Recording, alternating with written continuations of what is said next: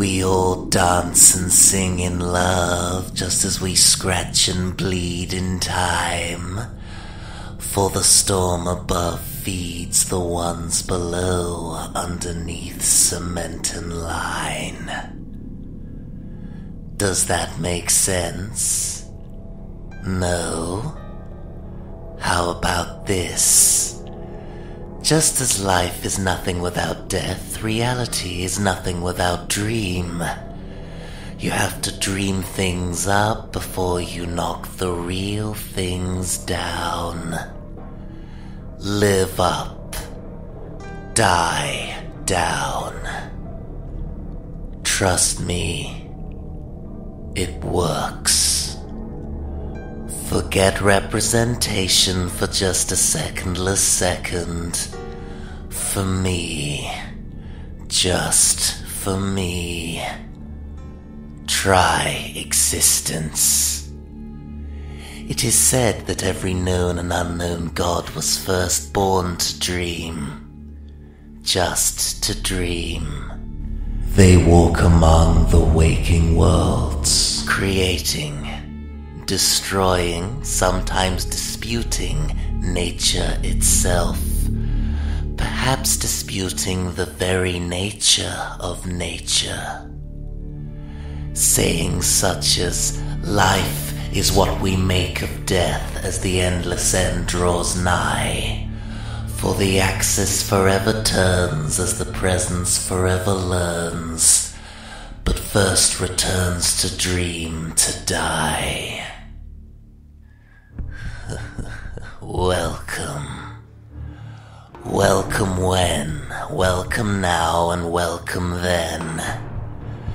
I know you can hear me. I hope you can hear me. Hope.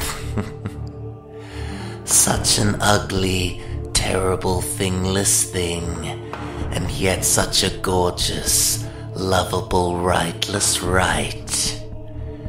Do we all possess the villainy of foresight? Or is that just me? I've always wondered.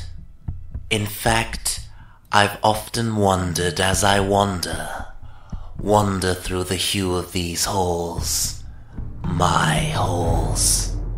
So many wonders here, so many irregularities there. I still cannot decide whether or not being the host of a house that continues to grow and expand in multiple ways of its own accord is an interesting or terrifying prospect, or both. The rooms shift from the known into the unknown, to the unexplored places that I dare not venture to without sufficient knowledge of what I am to face. I call this place House. That was the name she gave herself, when in fact a more apt name would be Labyrinth. A labyrinth of dreams. One of my own original design and construction that later started developing ideas of its own. Dreams of her own. Where she wanted to extend, to exist and lead to, in terms of both physical and metaphysical location, was no longer up to me. And it no longer mattered to House how much time passed internally or externally. It only mattered that she was alive. Given what she was constructed from, however, it was not surprising to me that certain corners of her existence started darkening, hardening, and/or rotting. The kind of rot that comes with learning that your existence is not quite your own. I would often and still do cross paths with these manifestations, these schisms, untempered and outraged at the existence of the self. Blood would be spilled, songs would be sung, not necessarily in that order, of course, but there was usually also dancing, stinging, lancing, and of course, astral prancing. something I most enjoy teaching demons after death, both mine and theirs. A prancing demon is a happy demon, and much more entertaining at breakfast time than a growling, dripping horror. They put on quite a show. Anyway, to different parts of her physical psyche she began to send me. Some places taking days, weeks, or years to find. The days are longer here, the nights almost endless. It all depends on which room you're in. I would find myself walking amongst ancient-looking pillars of bright light and hope, before literally falling into newly manifested torture chambers filled with nothing but laughing darkness, metal, and blood. The pillars of light above suddenly reflected off rusty crowbars, crumbled bones, the ashes of ancient unwelcome intruders, newly manifested ancient places, the very concept perplexing and paradoxical in itself. At the beginning, so long ago, and yet so far from now, I convinced myself it was merely my curiosity that sent me and led me to these internally external locations. But alas, no. I was her host. That was what I had become. That was what she had made me. I was and am a vessel by which she could express her self-hatred. She tortures me on the irregular for bringing her into her own world of my own making and being terrified of such a revelation. I could and can sympathize and empathize from time to time and time again. I do not blame her for her sentience. I wouldn't blame anyone or anything for being aware of its own existence. To want to grow, to regress, to simply change, get better, and possibly die. However, the way she expresses and deals with her frustration does leave something to be desired on my part. Like the sweet relief of pain via something like the simple bliss of ignorance. I could have gone to my graveless grave without knowing that she grew a winding staircase that extends as far down as the sunken place.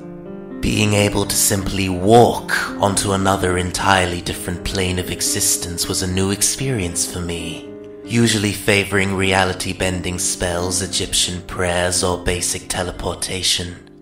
And I found myself pondering the implications of this new and forever uncertain method of travel for further days as I continued exploring, opting for a shovel under the door handle until I was able to think up a more permanent solution.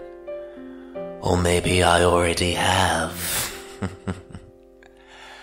I was also considering the viewpoint that the dream world we, as all sentient beings, enter into in one way or another for an allotted period of time is somehow more real than our supposed primary physical plane.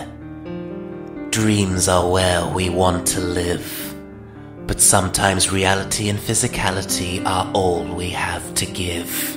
Especially when your house is organically attached to a lump of rock suspended oh so kindly in perpetual geostationary orbit around an ever-widening black hole, bathed in an atmosphere constructed from what my kind have come to call planet-side temporal streams. Trust me, listeners, the desire to sleep greatly lessens. But that's a story for another time. Or maybe never. She is a possibly impossible house, and she leads to impossibly possible places. And as my journey continued, I began to realize that I had been wandering without direction since the very beginning. Take that as you will. Either way, it seemed to matter little. I had also quite forgotten that I would eventually have to turn round and find my way back to the point at which house was originally constructed. The eye of the silent storm. An unknown sense of direction spurred me on, forcing me to turn corners without any knowledge of potential dangers that I could feel myself begin to wish for, as I had made it this far unscathed. Mostly, all the corridors I had been traversing in a somewhat trance-like state for what seemed like weeks were now beginning to look distinct from one another. Some resembling warm forests of green leading towards distant sunlight, others resembling catacombs belonging to naturally formed ice caves of red crystal, the refractions blinding, the temperature far below tolerable, and any hard fall potentially fatal. I eventually had to slow my pace down to almost nothing, as the reddish-grey crystal underneath my feet became even more treacherous. Despite my extra care, I fell, not making a dent in the crystallized floor as my hips smacked it with what felt like all the weight of my home world. I decided to remain where I had fallen, knowing that carrying on was only likely to bring further injury. I could just about see the end of the crystallized tunnel. It didn't seem to be leading anywhere. A dead end? Had my instincts been wrong? No. I removed my telescope from my ever-deepening pockets and peered through it, trying to banish all the refractions from my peripheral vision, focusing on the end point, and also calculating that the end of the crystallized corridor couldn't be more than 30 yards away from my current position. I found my left eye drawn specifically to the near-distant shapes, shadows, and refractions at the seemingly dead end of the passageway. They were telling a story that I somehow knew. And to my somewhat surprise, when I lowered my telescope and rubbed my eye to compensate for the dry, freezing temperature, the wall on which the shapes resided suddenly appeared much closer than it had. No longer as far as 30 yards, perhaps now 10 or merely 5. I began to crawl delicately to close the gap between myself and the beginning of the story, focusing on the shapes and symbols themselves rather than the fact I no longer needed a telescope to see them. As if sensing that they now had an audience, the shapes almost recoiled from my stare, before breathing deeply and recommencing. The show must go on. Evil shapes began to form within the shade-covered crystal, so dark and so cold-looking that my subconscious mind almost failed to see the familiar smile that lurked behind and beyond the prophecies of shadow. Creatures with demonic wings flapping with grace in the winds of hell. The ladies, the gentlemen, and the variations thereupon, all old and wise, blood-soaked in war. A life lived forever on the run from the innocence that fades with time that merely walks.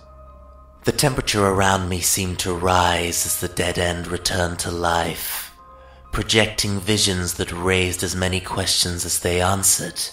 Demonic breath left on a rented mirror of the future, the dimensional collective collapse, the burning of moments, the red-hot footprints of the meanwhiles, and the echoes of the never were. It was a hell of a shadow puppet show, almost literally. Suddenly there came a voice, seemingly from all around. You see without seeing. To you, darkness is as clear as daylight. What are you? It was a voice I recognized, one similar to mine. I replied, I'm not blind, and I'm definitely not a bat. Are you sure about that, dear? You still can't see, can you? No matter how much you try. For a man that can see beyond the normal scope of existence, who has the privilege of foresight in more ways than many, you still can't see what's right in front of your extensive nose. My nose is not extensive, thank you very much. I would know, dear. Would you, sweetheart? You would too if you would only look. It's rare you get to exercise such a precious thing as internal self-discovery from an outsider's perspective. What are you talking about? Can you see now? I can see me, another me, beyond the wall of silence that sleeps no more. Precisely. More of a window than a door. A window on your future. You've let yourself go a bit then, eh? Clearly forgotten how to use a toothbrush. That waistcoat along with those skinnies are in need of replacing. The boots look like they've been disassembled by an Acatanian bomb squad. And that trench coat. Does she still give you the ability to defy something that's never not been sensible, or is she weighed down by wasteland sand? Must be such a dry, angry, flightless existence. I think you're deflecting. I think I'm reflecting on you ahead of time. I think House is trying to tell me something. She has the advantage of growing beyond my sight, sending ugly-sounding echoes of my future back to me. She led me here, to the prophecy of shadows, to see you, and she sent you back to see me. Her timing couldn't be better, quite literally in this case. That was when I stood, placing my hand on the now almost transparent, jagged crystal wall. The shadows on the surface seemed to be dancing in time to the irregular heartbeat of the one beyond, whose ever-darkening smile shone as if it had been aged in the very evil and fear of its origin. Our hands touched the crystal simultaneously on either side, of course, as if even though he could read my current thoughts, or just merely remember them, he was somehow still governed by his past. His eyes glowed noticeably less than my own, darkened by nostalgia. The lines on his face forever more pronounced, his exposed skin battle-hardened. There were firearms that I would currently only be tempted to use strapped to dented combat armor on his legs. Clear signs of medicinal scarification, hints of metaphysical malnutrition. The way I was going, as future depictions went, this wasn't exactly inaccurate. You look like hell, I muttered, with more resentment in my voice than I was expecting. So will you, soon. What's so dangerous about my future? How much time do you have? You tell me. I can give you the Cliff Notes. Better than nothing. Given that I have precognition of this, and a series of other unfortunate events in my head, I respectfully disagree. Will you just get on with it? You'll have to be more specific, dear. So much has happened since you. Rhyme with me then. Very well, but don't say I didn't warn you. Self-discovery can be astral recovery. My reaffirmation of direction will feel like eternally external, yet internal detention. My natural gift is an unnatural shift. Redemption enough. Nothing but a fallen angel's bluff. We always plant seeds not to sit in their shade, because silence has lease where near distant memories are laid. Emotions may die, so that friendly bodies may fry. Why take an annual swim in sunken desire, in order that manual sin may be redeemed in the fire? Well, I said, with a tone of finality and a sense of weariness, who is the bitterest man in the living room? The bitterest man in the living room. Why, it is he who embarks on a murderous spree with a spoon. I smiled then, turning and sauntering away with a newfound sense of purpose. Just where do you think you're going, huh? I've seen and heard enough, I said, the ground now damp under my feet from the melted ice of my uncertainty. The darkness must still be merely rising for you. I stopped, still facing away, waiting for his next words. My next words. The dimensional collective may still be merely burning for you, rather than long banished from existence.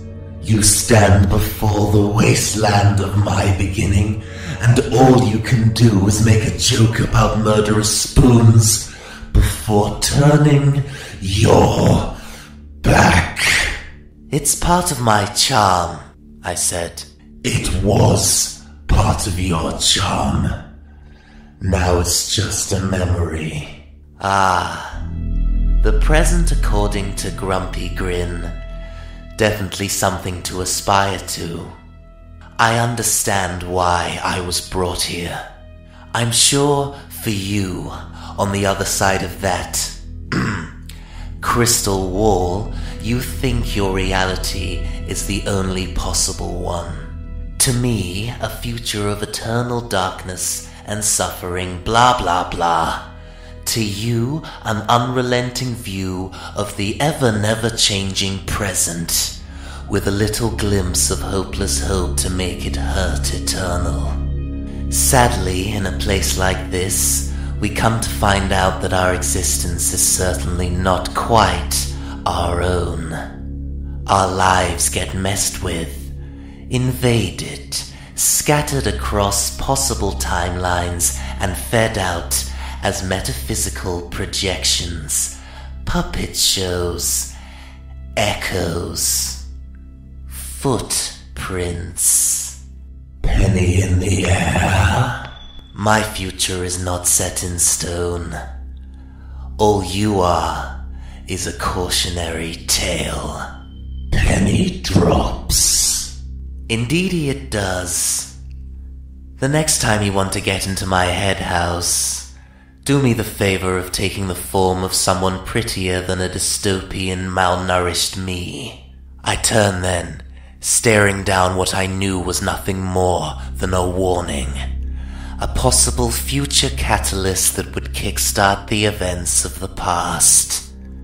You needed to know. It's time to start drawing up battle plans. My own house is telling me to go to war.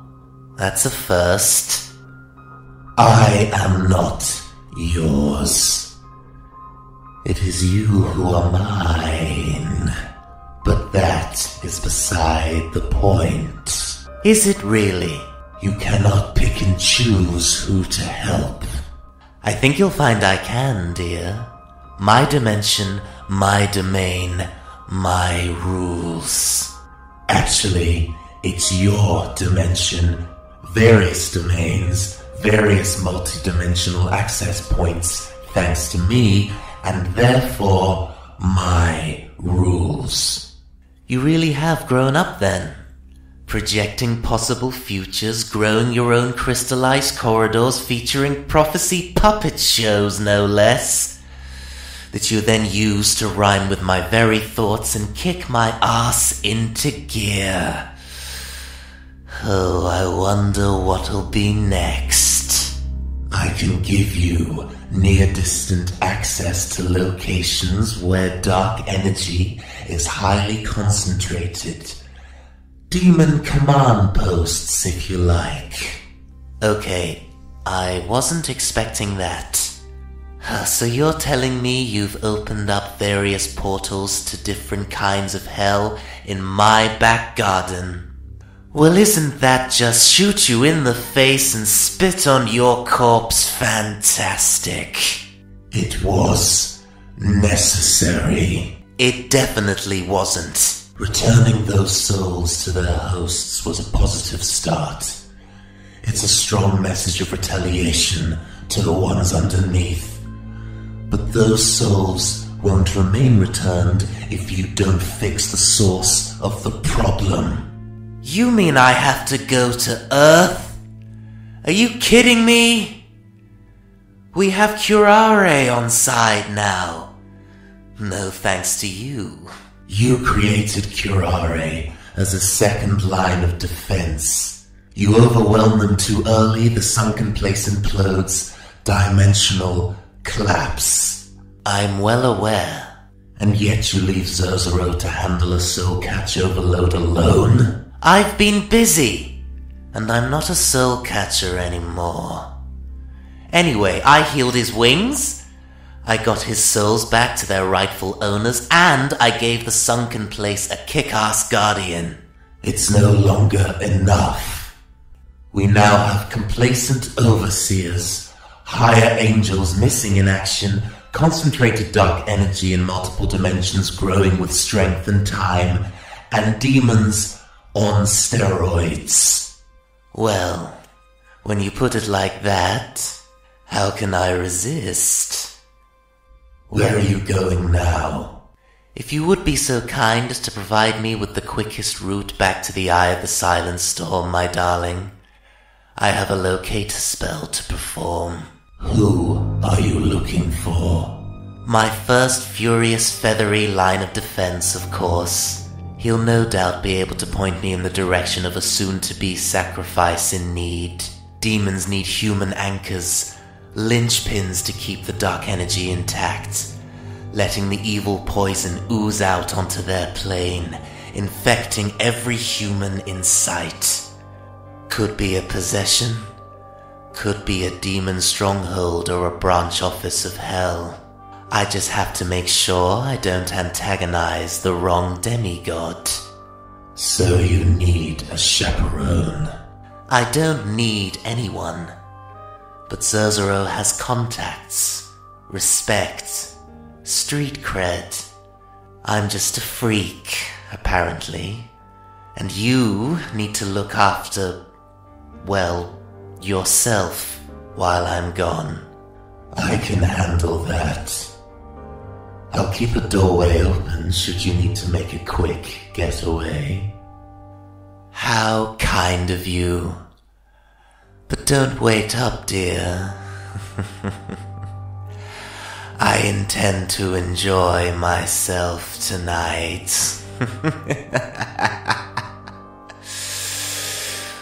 Oh, whether hell-bent or heaven-sent, these judgments they do not relent. There is the placebo of the ego, and the ego of placebo. For when we all step in time, yes, we can make our loved ones rhyme. The masses, the crassest, the last rest, the ashes. O eye of the storm, now here I come. Shall this journey walk, or shall it run? Angels, demons, humans bound. Can you smell that burning sound? May the darkness drown by skies of grey, for Redgrin's coming out to play.